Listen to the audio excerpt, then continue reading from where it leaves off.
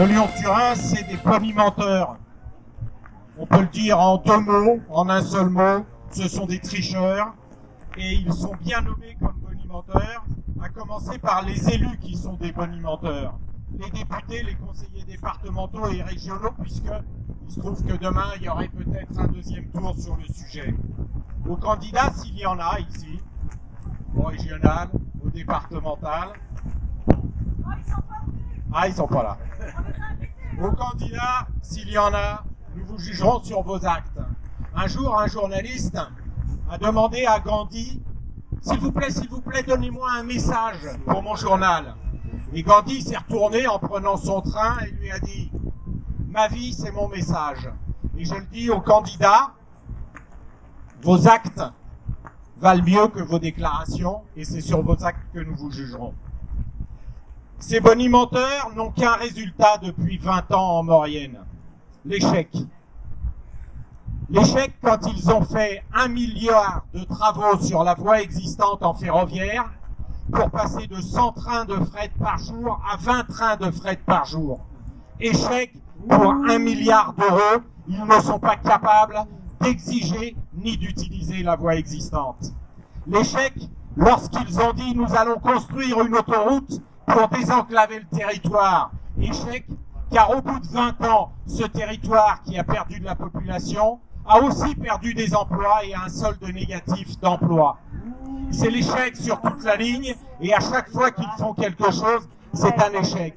La seule chose que nous pouvons mesurer aujourd'hui, c'est qu'ils ont utilisé l'argent de la pollution de la vallée de Chamonix et du tunnel du Mont-Blanc pour financer le doublement du tunnel routier du Fréjus et polluer la Maurienne. Voilà leurs vrais actes et voilà le vrai message qu'ils ont. Voilà. Je le fais avec vous, là, voilà. Alors, on nous présente le Lyon-Turin comme un projet écologique. L'écologie.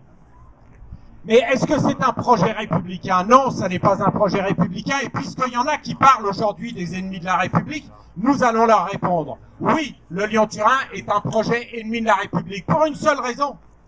C'est que l'article 2 de la Charte de l'environnement, bloc constitutionnel de notre République, dit que toute personne a le devoir de prendre part à la préservation et à l'amélioration de l'environnement. Oui. La question est donc de savoir si le Lyon-Turin préserve l'environnement. La réponse, elle est là. Le Lyon-Turin dévaste l'environnement. Le Lyon-Turin, c'est la déforestation. Et je le dis notamment aux élus de Chambéry qui se bagarrent pour 3 platanes, mais se taisent pour la déforestation en Maurienne. Le Lyon-Turin ne préserve pas l'environnement, le Lyon-Turin tarit les sources. Le Lyon-Turin tarit les sources d'eau potable et l'ensemble de l'hydrologie de la Maurienne. Donc non, le Lyon-Turin ne préserve pas et n'est pas républicain de ce point de vue-là. Alors posons-nous la question, est-ce qu'il peut améliorer l'environnement puisque c'est le deuxième terme de la Charte de l'environnement? Non, il ne l'améliore pas. Lorsque M. Duménil et tous les journalistes et tous les politiques qui reprennent les messages de communication nous annoncent qu'1 million de camions permettront d'économiser 3 millions de tonnes de CO2, Lyon-Turin ferroviaire lui-même, on l'entend quand même, je vais parler plus fort. Ah, ça marche.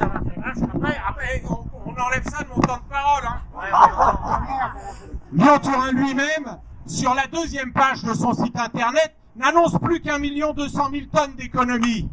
Et quand on demande à l'ADEME, l'association de développement sur les économies d'énergie du ministère de l'Environnement, en fait c'est 300 000 tonnes. C'est-à-dire que nous avons une économie possible qui serait de 300 000 tonnes au lieu de 3 millions de tonnes annoncées. Et les émissions du chantier ne couvriront pas ça avant 50 ans, c'est-à-dire qu'il n'y aura pas d'amélioration, et il n'y en aura pas parce que de toute façon, même là où ils ont mis 1 milliard pour sortir les camions de la route, ils sont capables d'en sortir aucun. Et donc, ce projet-là n'est pas républicain, et ceux qui défendent ce projet ne sont pas républicains non plus, parce qu'ils ignorent les règles de sauvegarde de la République pour l'environnement.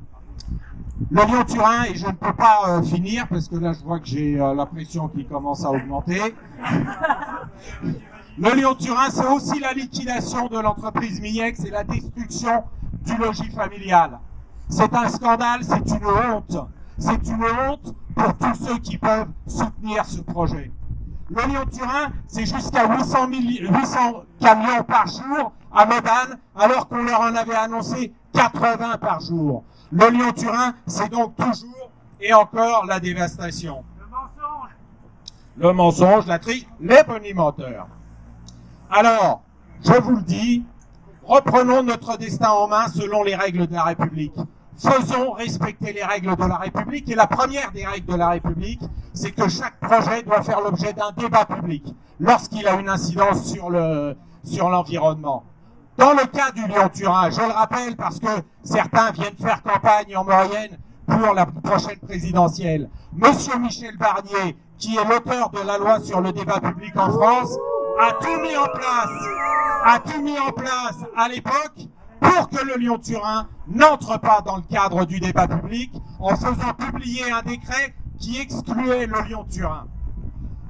Ensuite de quoi, le Lyon-Turin, c'est une alerte. C'est une alerte pour l'environnement, c'est une alerte pour la démocratie, c'est une alerte pour les droits humains, en France comme en Italie, et c'est la raison pour laquelle je dis que ceux qui se battent aujourd'hui contre le Lyon-Turin, ceux qui démontrent aujourd'hui que le Lyon-Turin est une atteinte à l'environnement et aux droits de la République, sont des lanceurs d'alerte. Et je les invite à la rencontre annuelle des lanceurs d'alerte que nous organisons les 12, 13 et 14 novembre à Paris pour prendre la parole, pour montrer que le chantage à l'emploi est encore un boniment. En conclusion, je vous dirais que cette lutte contre le Lyon-Turin, c'est notre affaire à tous. C'est notre affaire à tous et à chacun. Et à chacun d'entre nous. Et donc, le seul mot d'ordre que l'on peut avoir aujourd'hui, c'est rassemblons-nous à nouveau et imposons l'arrêt de ce chantier dévastateur. Imposons l'arrêt des travaux et de la dévastation. Ce qui est sûr, c'est qu'ils ont creusé 9 km de galeries et qu'il faut en creuser 120 km. Alors oui, on peut arrêter ce projet parce que, oui, il est réversible.